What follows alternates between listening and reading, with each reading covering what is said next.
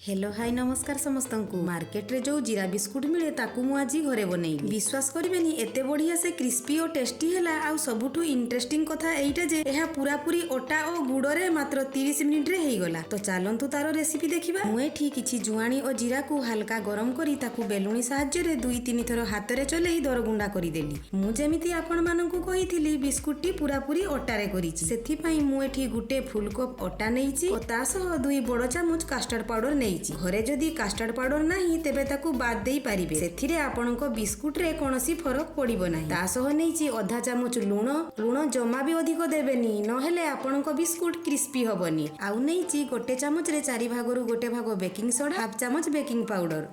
एबे से सबू को भलो भाबरे गोलाई साइड करी रखिदेली। आउ गोटिए पात्र रे 2 बड़ चामच घरुआ घी नेइछि और ता सह 2 बड़ चामच सोयाबीन तेल नेइछि। आपण माने एहा को पूरा पूरी तेल किंबा घियो रे कले 4 बड़ चामच घियो किंबा तेल नै मध्य करि पारिबे। ता सह मु एठी 4 बड़ चामच गुड़ नेइछि। आपण माने एठी चेष्टा करिवे सुखिला गुड़ नबा पई। मु भिजा गुड़ नेइथिबारु मते मिसेइबा पई समय लागिला।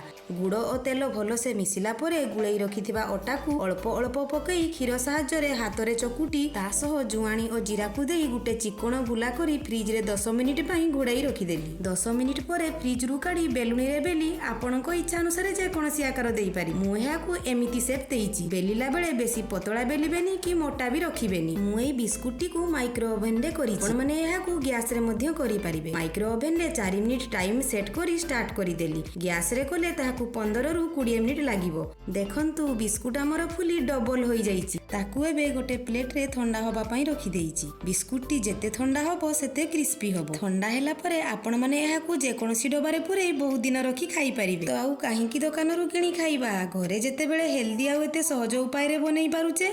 आपण माने घरे एहा को थरे निश्चित ट्राई करंतु। कथा दउछि दिल खुश हेइ जिवो।